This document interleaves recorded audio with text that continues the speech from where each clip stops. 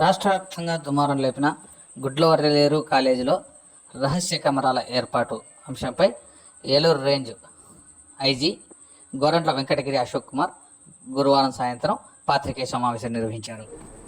ఈ సమావేశంలో అశోక్ కుమార్ మాట్లాడుతూ ఈ కేసు విషయంలో పోలీసులు ఆంధ్రప్రదేశ్ చరిత్రలోనే ఎక్కడ ఉపయోగించని సాంకేతికతను ఉపయోగించాల్సి వచ్చిందని, అయితే ఈ కేసు విషయంలో బాధితులుగా భావిస్తున్నటువంటి విద్యార్థులు కానీ విద్యార్థినులు తల్లిదండ్రులు భయపడాల్సిన అవసరం ఏమాత్రం లేదని, ఎందుకంటే ఎక్కడ కూడా తాము ఎవరైతే నిందితులుగా భావిస్తున్నారో వారి వద్ద నుంచి స్వాధీనం చేసుకున్నటువంటి ల్యాప్టాప్లలో కానీ మొబైల్స్లలో కానీ ఎటువంటి అశ్లీల వీడియోలు కూడా లభించలేదు.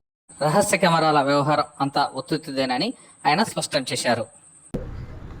ఈ థర్డ్ ఫ్లోర్లోని కామన్ బాత్రూమ్స్లో స్పై కెమెరాస్ పెట్టి కొన్ని వీడియోస్ని రికార్డ్ చేశారు. వాటికి బయటికి పంపించారని చెప్పేసి గర్ల్స్ స్టూడెంట్స్ చాలామంది అజిటేషన్ చేశారు. అది మళ్ళీ వైరల్ అయిపోయేసి మొత్తం కాలేజీలో ఉండే ladies, girls students, boys students అందరూ కూడా ఒక అజిటేషన్ చేయాల్సి వచ్చింది. సో దీని గురించి సమాచారం తెలిసిన వెంటనే లోకల్ పోలీసు ఆ రోజు రాత్రే రష్ అయ్యి లా అండ్ ఆర్డర్ అంతా మెయింటైన్ చేయడం జరిగింది. అంత నెక్స్ట్ డే 30వ తారీఖు మన రాష్ట్ర ముఖ్యమంత్రి వర్యులు గౌరవనీయులు శ్రీ చంద్రబాబు నాయుడు గారు కూడా ఒక కమిటీని పంపించారు.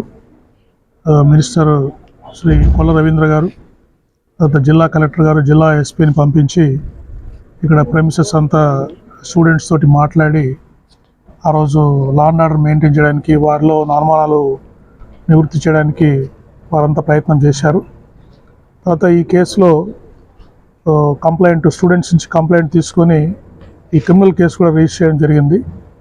దీంట్లో క్రిమినల్ కేసులో ముఖ్యంగా భాగంగా ఆ రోజు హాస్టల్లో ఉండే అన్ని బాత్రూమ్స్, గర్ల్స్ హాస్టల్లో ఉండే అన్ని బాత్రూమ్స్ కూడా ఈ ఎక్విప్మెంట్, NLGD ఎక్విప్మెంటు, తర్వాత ఫిజికల్గా కూడా షవర్స్ కానీ అన్నీ ఓపెన్ చేసి అంత ఏరియా అంతా త్వరగా స్టూడెంట్స్ రిప్రజెంటేటివ్స్, మా police officers, women and child welfare department representatives అందరి సమక్షంలో ఈ హాస్టల్ మొత్తం త్వరగా చెక్ చేయడం జరిగింది.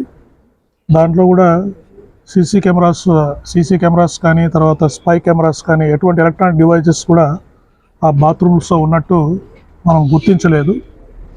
ఇన్వెస్టిగేషన్లో భాగంగా చాలామంది స్టూడెంట్స్ని, దాదాపు 35 మంది స్టూడెంట్స్ని, అక్కడ పనిచేసే స్టాఫ్ మెంబర్స్, బాత్రూమ్స్లో క్లీన్ చేసే స్టాఫ్ మెంబర్స్ కానీ, వార్డెన్స్ని కానీ, డిప్యూటీ వార్డెన్స్ కానీ అందరినీ మనం ఎగ్జామ్ చేయడం జరిగింది. ప్రతి ఒక్కరు కూడా స్టూడెంట్స్ అందరినీ అడిగితే ఏం చెప్తున్నారంటే, వారు ఎవరు కూడా మేము ప్రత్యక్షంగా ఈ స్పై కెమెరాస్ చూసామని ఎవరు కూడా రివీల్ చేయలేదు. ప్రతి ఒక్కరు మాకు వాళ్ళ ద్వారా తెలిసింది, వీళ్ళ ద్వారా తెలిసింది అంటున్నారు, కానీ ప్రత్యక్షంగా ఎవరు కూడా మన స్పై కెమెరాస్ చూసినట్టు కానీ, వీడియోస్ ఏదైనా బయటకు వెళ్ళినట్టు కానీ ఎవరు కూడా వారు ఇంతవరకు ఇన్వెస్టిగేషన్లో చెప్పలేదు. తర్వాత ఎవరైతే ఈ సస్పెక్ట్స్, కొంతమంది పిల్లలు వాళ్ళ మీద అనుమానాలు వ్యక్తం చేశారో, ఇన్వెస్టిగేషన్లో బయటపడ్డారో, వాళ్ళందరూ కూడా ఎలక్ట్రానిక్ గ్యాడ్జెట్స్, వాళ్ళ సెల్ ఫోన్స్ కానీ, ల్యాప్టాప్స్ కానీ, ఈ ట్యాబ్స్ అని కూడా సీజ్ చేయడం జరిగింది.